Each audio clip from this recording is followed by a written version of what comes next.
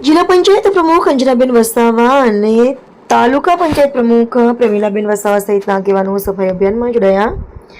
ગાંધીનગરના પંચાયત ગ્રામ ગૃહ નિર્માણ અને ગ્રામ વિકાસ વિભાગના પરિપત્રના અનુસંધાને નર્મદા જિલ્લાના દેડિયાપાડા તાલુકામાં વિકાસ સપ્તાહ 2026 અંતર્ગત સ્વચ્છતા અભિયાનના વિવિધ કાર્યક્રમો યોજાઈ રહ્યા છે. તેના ભાગરૂપે કોકમ ગામ ખાતે જાહેર સ્થળોની સફાઈ માટે વિશેષ સ્વચ્છતા અભિયાન હાથ ધરવામાં આવ્યું હતું. કોકમ ખાતે આવેલા યુવતી હનુમાન મંદિર તેમજ પ્રાથમિક શાળા પરિસરમાં વ્યાપક સાફ સફાઈ કરવામાં આવી હતી. સ્વચ્છતા અભિયાનનો મુખ્ય ઉદ્દેશ જનભાગીદારીના માધ્યમથી ગ્રામ્ય વિસ્તારોમાં સ્વચ્છતા અંગે જાગૃતિ વધારવા અને સ્વચ્છતાને કાયમી જીવનશૈલીનો ભાગ બનાવવાનો રહ્યો હતો. આ કાર્યક્રમમાં નર્મદા જિલ્લા પંચાયત પ્રમુખ અંજનાબેન અનિરુદ્ધભાઈ વસાવા તેમજ દેડિયાપાડા તાલુકા પંચાયત પ્રમુખ પ્રમીલાબેન કનુભાઈ વસાવા ઉપસ્થિત રહી સ્વયં સફાઈ અભિયાનમાં જોડાયા હતા.